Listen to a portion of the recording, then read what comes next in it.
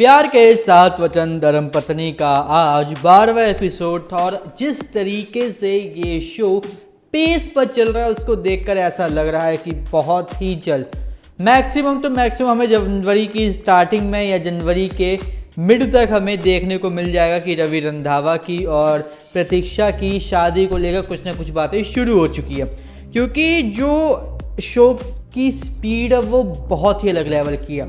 कल हमें ये दिखाया गया कि कल उनकी शादी है जो वो सगाई फिक्स हुई और आज एपिसोड में फिक्स जो हुई है उनकी वो सगाई, उसकी प्रिपरेशन शुरू हो चुकी है और सबके सब वहाँ पर पहुँच चुके हैं जहाँ पे डेस्टिनेशन है, जहाँ पे इनकी सगाई होने वाली है। और इतना ज़्यादा पेस पर चल रहा है ये पूरा का पूरा शो, इतना ज़्यादा तेज़ी से चल रहा है कि ये एक्सपेक्टेड है कि जनवरी के मिड में तो मैक्सिमम हो ही जाएगा कि मतलब प्रतीक्षा और रवि की शादी को लेकर बातें शुरू हो जाएगी। तो क्या है भाई आज का एपिसोड, क्या हुई पूरे एपिसोड की कहानी और क्या चीज़ अच्छी थी क्या चीज़ बुरी थी, चलिए उसके ऊपर बात करते हैं। मेरा नाम है रजत और आप देख रहे हैं बात आज की। तो आज के एपिसोड की स्टार्टिंग वहीं से होती है जहाँ पे कल एंडिंग हुई कि वो रवि और प्रतीक्षा दोनों रेस्ट रूम में रिंग निकालने की कोशिश कर रहे हैं, लेकिन आज इन दोनों को देखकर ऐसा लगा कि रवि की साइड से कम लेकिन प्रतीक्षा की साइड से हमें ये ज़्यादा देखने को मिला कि वो रवि को लेकर कुछ ना कुछ सोच रही, वो ये भी समझ नहीं पा रही कि आखिर क्या हो रहा है क्या नहीं, कैसे संजोग बन रहा है, कैसी चीज़ें एक दूसरे से टकरा रही है, क्या हो रहा है उसको खुद समझ में नहीं आ रहा।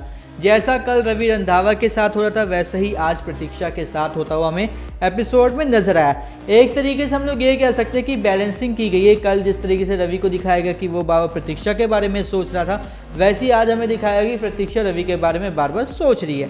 और आज रवि का ज़्यादा रोल भी नहीं दिखाया गया, मैक्सिमम स्टोरी प्रतीक्षा के अराउंड ही घूमती रही। अब भाई स्टोरी में ये होता है वो मतलब कुछ बातें होती है कि जैसे आप मतलब ये निकाल रहे हैं, बिल्कुल वैसे ही मेरे पापा भी मेरी मम्मी के हाथों में जब चूड़ी फंस जाती थी ऐसे ही निकालते थे। तो इससे प्रतीक्षा बोलती है तो इस पे रवि बोलते तो क्या हुआ, मैं भी हेल्प कर दे रहा हूँ तुम्हारी। तो इस पे प्रतीक्षा बोलती है आप हमेशा मेरी हेल्प करेंगे ना। तो इस पे रवि बोल देता है हाँ। तो इस बात को सुनकर प्रतीक्षा के दिमाग में मतलब एक अलग सी फीलिंग आती है, एक बैकग्राउंड म्यूजिक चल जाता है जो इनका चलता रहता है, इस शो का जो ऑफिशियल है वो चलता है। और एक तरीके से ये हिंट देने की कोशिश की गई है कि अब प्रतीक्षा के दिल में भी रवि को लेकर कुछ ना कुछ चल रहा है, कुछ ना कुछ बातें कुछ ना कुछ दिमाग में आ रही है। उसके बाद वो जब घर पे आ जाती है तो वो रिंग दिखाती है, क्या कहते हैं क्या नाम है इनका, अपने चाचा चाची को रिंग दिखाती है, अपनी चाची को रिंग दिखाती है। वो तो खुश हो जाती है कि हाँ अच्छी रिंग लेकर आई है, लेकिन जब वो अपनी बहनों को रिंग दिखाती है तो वो उनको पसंद नहीं आती, बोलती इतनी हल्की रिंग, इतनी नॉर्मल सी रिंग, तुझे कोई और रिंग नहीं मिली क्या? तो वो बोलती है कि नहीं यार मुझे यही रिंग मिली तो मैं यही ले आई। उसके बाद क्या होता है, उसकी चाची पारुल और जो किंजल होती है दोनों को बोलती है कि जाके फूल लेकर आओ, बगल वाले उससे लेके आना, क्या कहते हैं वो है वहाँ पे बैंक्वेट हॉल टाइप का है, वहाँ से लेके आना, गार्डन है वहाँ से लेके आना, वहाँ पे तुम्हें फ्री में मिल जाएंगे और अच्छे मिल जाएंगे, सिर्फ भर के ले आना वहाँ से फूल, क्योंकि बहुत सारी ज़रूरत पड़ेगी। अब वो वहाँ पे क्या होता है कि वहाँ पे वो मल्हार होता है, वो बोलता है कि अच्छा चाची मैं चलता हूँ, मैं थक गया हूँ वैसे भी। तो बोलता है वो, तो उसकी चाची बोलती है हाँ जा तू जा। लेकिन फिर क्या होता है, फिर वो प्रतीक्षा को काम बताने लगती है कि तू ये कर तू वो कर। तो इस पर पारुल और किंजल दोनों बोलते हैं कि चाची जी मल्हार की मतलब बस सगाई है तो आपने उसको भेज दिया आराम करने के लिए, दीदी की भी तो सगाई है।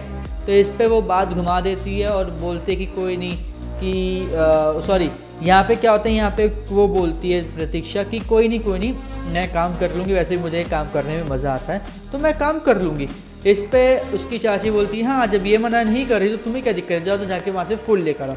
इसके बाद हमें अगला फ्रेम दिखाया जाता है रवि का, जहाँ पे रवि अपने वहाँ से बाथरूम से निकलता है, रेस्ट रूम से बाहर निकलता है और वहाँ पर हमें देखने को मिलता है कि उसका जो भाई है आदि वो उसके पास चला जाता है, क्या कहते हैं कीर्ति के पास, और बोला था उसने कि रेस्ट रूम के पास आओ, आपको भैया ने वहाँ पे बुलाया। तो वो रेस्ट रूम के पास आ रही होती है, तभी हमें देखने को मिलता है कि भाई साहब उधर एक साइड से प्रतीक्षा निकल के दूसरी साइड वहाँ पे की आ जाती कीर्ति, और कीर्ति का और इन दोनों का आमने सामना हो जाता है रवि का। वो बोलते तुमने यहाँ पे मुझे बुलाया था रिंग देने के लिए। तो बोलता है कि नहीं एक सेकेंड। तो उस पर उसका भाई बोलता है कि भाई एक बार इधर आओ, मैं तो मुझे तुमसे कुछ बात करनी है। तो वो बोलता है कि वो जो लड़की थी वो कौन थी जो उसके साथ तुम घूम रहे। तो वो बताता है अरे उसकी उंगली में ये जो रिंग इसको पसंद आई थी कीर्ति को, फंस गई थी, इसलिए मैं उसके साथ था ताकि वो निकल आए और कीर्ति को कुछ पता ना चले। इस बात को सुनने के बाद जो उसका भाई होता है आदि वो समझ जाता है, बोलता है कि ओ भैया सॉरी सॉरी सॉरी मुझसे गलती होगी। फिर वो कीर्ति के पास जाते हैं और कीर्ति पूछते कि तुमने मुझे यहाँ पे रिंग देने के लिए बुलाया था। तो उस पर रवि बोलता है कि नहीं नहीं नहीं ऐसा नहीं है, ये तो इसकी सारी करामात है दिमाग की, मैंने आज से कुछ भी नहीं बोला, इसको जो नहीं बोला जाता वो भी सुनाई देने लग गया। तो इस पर पीछे से आदि सॉरी सॉरी बोल रहा होता है। फिर हमें दिखाया जाता है कि रवि अपनी फैमिली के पास पहुंच गया, वहाँ पे मतलब अपने घर पे पहुंच गया। तो वहाँ पे कीर्ति रिंग दिखाती है तो सबको रिंग बहुत ज़्यादा पसंद आती है। वहाँ पे थोड़ी बहुत बातचीत होती है कि कैसे कैसे क्या क्या हो रहा है, थोड़ी बहुत हंसी मतलब थोड़ा बहुत मस्ती मजाक होता है, कोई इतना मतलब ऐसा कोई बात नहीं थी, कोई इतनी बड़ी वो नहीं थी कन्वर्सेशन जिसको हाईलाइट करके बताया जा सके। जैसे नॉर्मल होता है, एक दूसरे से बातचीत हो रही है, खुशी है, सब लोग खुश हैं, सब लोग अपनी तैयारी कर रहे हैं कि अब आगे क्या करना है, तो ये सब बातें होती हैं। उसके बाद क्या होता है, हमें दिखाया जाता है कि प्रतीक्षा छत पे गई है, सॉरी प्रतीक्षा सारी बहनें आके बैठ, क्योंकि काम कर करके वो थक गए हैं, शाम हो गई है।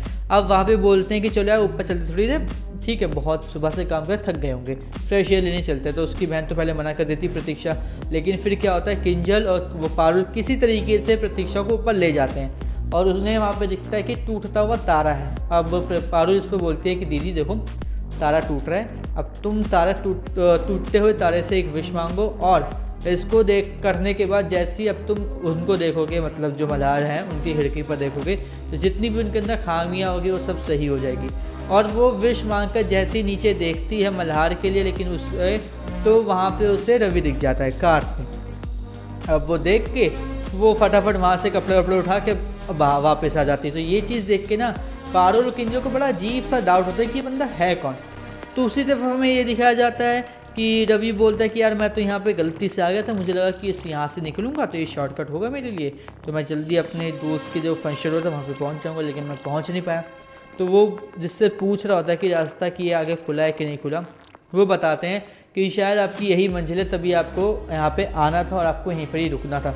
तो वो बोलता है कि नहीं नहीं ऐसी कोई बात नहीं है, आप मुझे बस ये बता दीजिए कि यहाँ से वो रास्ता मतलब बाहर निकलने का रास्ता है या नहीं।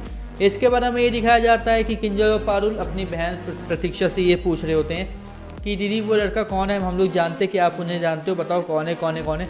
तो वो बोलती वो रवि है। तो बोलते हैं रवि कौन, रवि बोलता वही जिसने मेरे को बचाया था उस दिन। तो फटाफट जाते हैं वहाँ पे देखते हैं रवि को और फिर वो बात कर रहा होता है और फिर वो वहाँ से निकल जाता है। अब पारुल और जो किंजल होते वो दोनों ये बोलते कि दी एक बात ये बताओ कि मतलब कितना अच्छा लड़का है, देखो आज ये तुम्हारे पास भी आया। वो मतलब एक तरीके से ये बताने की कोशिश कर रही होती है कि मतलब कि देखो यार ये बात है वो बात है, तुम दोनों का रास्ता मिल चुका है, तुम दोनों ऐसे हो, तुम दोनों वैसे हो, तुम्हारी मतलब किस्मत जुड़ चुकी है। और यहाँ पे क्या होता है प्रतीक्षा के मुंह से निकल जाता है कि इसकी तो सगाई होने वाली है कल। अब इस बात को जैसे ही वो बोलती है तो वो अपने मन ही मन में सोचने लग जाती है कि यार अगर मैंने इनको सब बता दिया कि हम लोग इस मिले थे और ये सब बातें हुई थी, तो ये लोग फिर से सहयोग को ना मेरी किस्मत से जोड़ देंगे, उस बात को उठाने लग जाएंगे। तो किंजल और पारुल दोबारा बोलते हैं कि दीदी बताओ आपने बोला कि इनकी सगाई होने वाली है कल, किससे होने वाली है। तो वो बोलते हैं कि कहाँ सगाई होने वाली, मैंने कब बोला कि सगाई होने वाली, मुझे सगाई हो चुकी होगी या सगाई होने वाली होगी, मुझे क्या करना है, मेरी सगाई तो उस मल्हार से हो चुकी है, अब मैं मल्हार के बारे में ही सोचूंगी, किसी और के बारे में सोचूंगी भी नहीं। इसके बाद हमें क्या होता है वो दोनों नीचे आ जाते हैं। अब नीचे आने के बाद क्या होता है, जैसे प्रतीक्षा कपड़े लेके नीचे आती है तो उसकी चाची बोलती है कि अब तू कपड़े नीचे ले आई है तो अब ऐसा कर तू ना इस पर प्रेस भी लगा दियो, क्योंकि ठीक है अगर तेरे को नींद ना आए, क्योंकि ये मेरे बस की बात तो नहीं है, मैं कर नहीं पाऊंगी। तो इसमें प्रतीक्षा बोलती है कि ठीक है चाची मैं कर दूंगी, अब टेंशन मत लो। तभी वहाँ से बाहर किंजल और पारुल बाहर से भागते हुए आते हैं, बोलते हैं कि चाचा जी आ गए और चाची को बताते हैं कि हम लोगों ने जो वो देखा था क्या कहते हैं कोठी देखी थी, हाँ तो वो मिल चुकी है। तो अब इसके बाद क्या होता है वो जाके प्रतीक्षा को बताते हैं कि देखो जो भी हमने हॉल देखा था, बैंक्वेट देखा था, वो बुक हो चुका है, वो जगह बुक हो चुकी कल दिन और रात दोनों के लिए। तो वो बोलते हैं कि जो टेंशन मतलब मैं अपनी बेटी की बहुत ही अच्छी तरीके से शादी करूँगा। इसके बाद हमें अगले फ्रेम में दिखाया जाता है कि भाई उसके चाचा और उसकी बहनें बाहर खड़ी होती हैं कि भाई सामान क्या कहाँ क्या क्या करना है, कैसे कैसे सब सेट करना है। लेकिन उसकी चाची जो होती है वो अपनी रील्स बनाने में बिज़ी होती है। तो इसमें उसके चाचा बोलते हैं कि हेल्प करवाओ, कहाँ क्या सामान ये सब करो। तो उसकी चाची क्या करती है, उसकी चाची प्रतीक्षा को उसके कपड़े दे देती है और वो बोलती है कि अब काम करना है ना, तो बताओ कहाँ क्या काम करना है। तो वो बोलती है प्रतीक्षा कि कोई नहीं चाचा जी, मैं काम करवा दूंगी। तो यहाँ पे तुरंत उसकी चाची के मुंह से निकलता, देख वो कारपेट रखा है ना, उसको वहाँ पे सेट करवा दे, वो वहाँ पे करवा दे। इसको देख के उसके चाचा बोलते हैं कि इसकी सगाई होने वाली, तुम उससे काम करवा रही हो। उसके बाद तुरंत हमें दिखाई देता है कि मल्हार की एंट्री हो चुकी है। उसको देख के चाचा बोलते हैं कि देखो मल्हार आ गया, मल्हार अब काम करवाएगा। इस पर उसकी चाची बोलती हैं ऐसे कैसे हो सकता है, ऐसा नहीं होगा। वहीं दूसरी तरफ हमें ये दिखाया जाता है कि जो रवि है उनके घर वाले भी आ चुके हैं, जहाँ पे उनका जो घर था, जहाँ पे उनकी मतलब सगाई की तैयारी थी, वो भी यहाँ पर आ चुके हैं। और यहीं पर हमें एपिसोड एंड करके दिखा दिया जाता है। अब आने वाले एपिसोड में क्या ट्विस्ट होने वाला है, क्या इन दोनों की सगाई होती है या नहीं होती है, अब क्या ऐसा टर्न आएगा, क्या ऐसा ट्विस्ट होगा कि इनडायरेक्टली प्रतीक्षा की और क्या कहते हैं रवि की सगाई हो जाती है, या फिर इनडायरेक्टली इन दोनों की सगाई नहीं होती है। क्या ट्विस्ट आएगा, क्या टर्न होगा, क्या होगा इन दोनों की सगाइयों में, अब आने वाले एपिसोड में देखने को मिलेगा। एपिसोड बिल्कुल फ्लॉलेस था, कोई ऐसी चीज़ नहीं थी, कोई ऐसी बात नहीं थी जिसको देख के ऐसा लगे कि कुछ कमी है। आज के एपिसोड को मैं 5 आउट ऑफ 5 दूंगा। और इसके अलावा भाई फरमान खान की एक्टिंग का कोई भी मतलब तोड़ नहीं है, बहुत ही अच्छी मतलब उम्दा एक्टिंग कर रहे हैं। उसके साथ साथ जो प्रतीक्षा है, प्रतीक्षा की बहन है, उनकी एक्टिंग भी बहुत अच्छी है, बिल्कुल टू द पॉइंट लगती है और देखने में बहुत ज़्यादा अच्छा लगता है। बाकी आप हमें कमेंट करके ये बताइए कि आपको आज का एपिसोड कैसा लगा, और ऐसे ही धर्मपत्नी के आने वाले एपिसोड्स के रिव्यूज़ और कहानी जानने के लिए हमारे चैनल को सब्सक्राइब कर लीजिए और बेल आइकन को दबा लीजिए ताकि आपसे मिस ना हो हमारा कोई भी लेटेस्ट अपडेट।